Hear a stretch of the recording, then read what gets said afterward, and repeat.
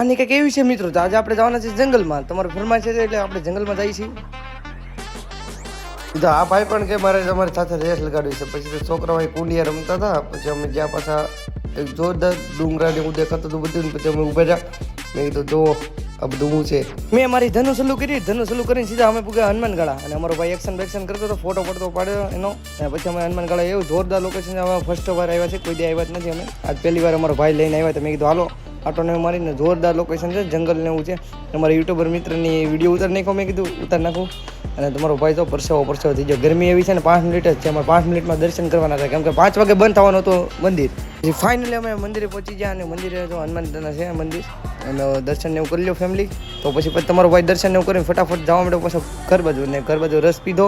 અને અમારો ભાઈ પાર્ટી આપી હતી. એટલે પછી મેં ફેમિલી આશા કરું છું તમને બ્લોગ સારો લાગ્યો હોય તો લાઈક સબસ્ક્રાઈબ કરવાનું ભૂલતા નહીં. મળી જશે નેક્સ્ટ બ્લોગમાં. Thank you for watching.